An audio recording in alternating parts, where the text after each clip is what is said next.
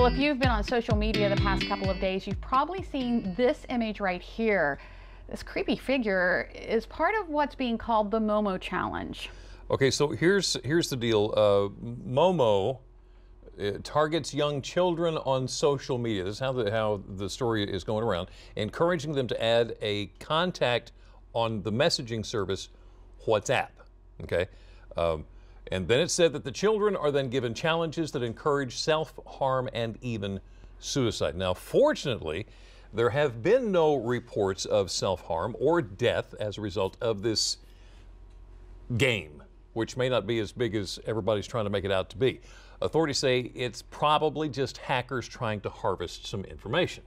But that doesn't mean parents should let their guard down when it comes to their children and social media. Theresa Gabbard is a guidance counselor with Most Blessed Sacrament Catholic School in Berlin, and she joins us to talk about why, even though this may be, I guess, a viral hoax, parents still need to pay attention. Thanks for being here. Thank you for having me. I appreciate it. You're in a school.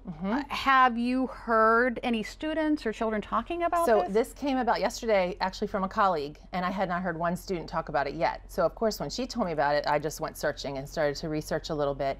And then I saw, like what you just said, that it's targeting some younger kids. So my friend who told me has 2 little ones. And the way she described it is what you had said, but not only just social media, but something like YouTube Kids, where their child's watching Peppa Pig, and not right away, but maybe several minutes in is what is being said, this image will pop up and say these things to children.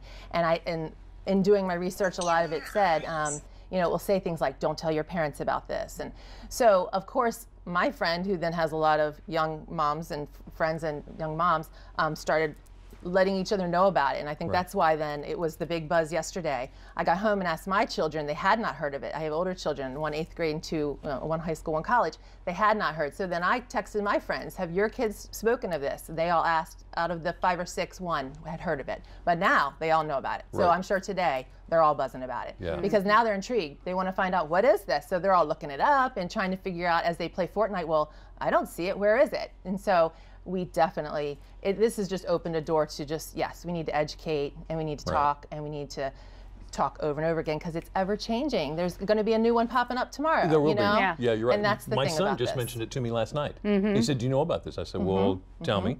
And he did. Do you think that hackers and people that are trying to get information, personal information, and doing stuff like this, do you think they're getting more creative when it comes around to? I think sadly they are. I think when we learn about hackers and how to protect ourselves from giving out that information, then they realize, okay, well, they've got my trick there, I've got to figure out something else. And I think them doing this, if this is all legit, like, you know, some of the stories are saying, it's a new low, because now they're targeting our younger, vulnerable, innocent children. Well, and that's what makes me sad. And like you said, there'll probably be a new one tomorrow. And it seems like even when I was a kid, there were things that, you know, not online, obviously, that you could do, but challenges and stuff like that. Do you think that, or why do you think kids are interested in these challenges? What is the draw? Funny. We've talked, when I go to the classes, especially in middle school, we talk a lot about that, and I try to tell them, please, don't do these challenges. But they do them because they think they're cool. They do them because it gets them attention. They do them because if they do it and then post it, it's getting them more likes. Or they do it because they're seeing celebrities or people they look up to do them, so I'm going to do it too. Sometimes it's by peer pressure, sometimes they're being bullied to do it. So these challenges, while they all think are fun and games, I remind them they're not. They can lead to danger, they can lead to death, some of them. So we really have to be careful with these online challenges. And parents, again, as I was looking up some information last night, we just have to, every once in a while, what are the current challenges online? As parents, we need to know, because they're not going to tell us. So we really need to educate ourselves constantly on this matter. And stay on top of it.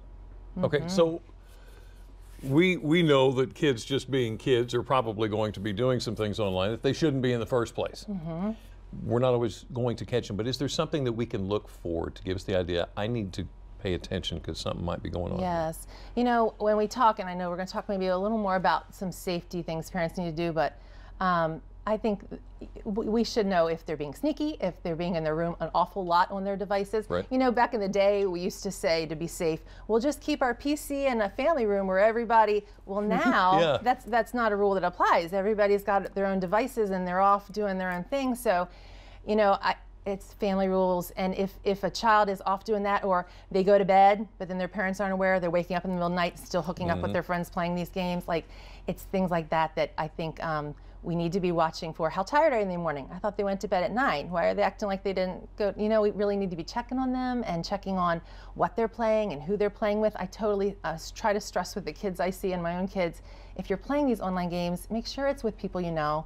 When you dabble into then playing with strangers, you're opening up a whole new world of danger, because they then know how to start asking you information and you might start giving it. So there's so many avenues that need to be talked about this. And again, if this Momo challenge did anything, hopefully it's opening up a door of conversation that parents need to be having with their kids. And it's constant conversation. Yes, it has to be constant, because it's ever changing. So we need to constantly, I feel as parents, need to revisit it often.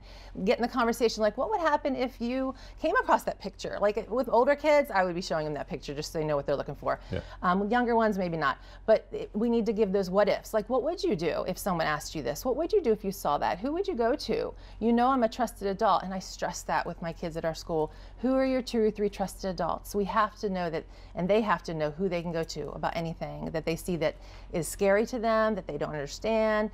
So we have to keep that conversation ever going. Or if they're told not to tell anyone, because that's the part, that's a biggie of this one. They're said that, you know, harm will come to your family if you tell. When we talk, as parents do, I hope, and I know in my school we do, strangers, you know, when you talk about strangers, and if you're at an amusement park and you get separated, you wouldn't give them information. We have to have that conversation like that about this. And so when secrets, we talk about secrets, secrets can never be a good thing unless it's like, don't tell mom you were having a surprise party. But if anybody ever says, don't tell your parents, that is not a secret to be kept. That has to be told to your trusted adults. And if you go to one and they don't quite hear you, then you go to your other one. And you keep going until someone hears you. Theresa Gabbard, thank you so much. Good information. So much. I feel like we just need to keep the message going. We just need to keep talking.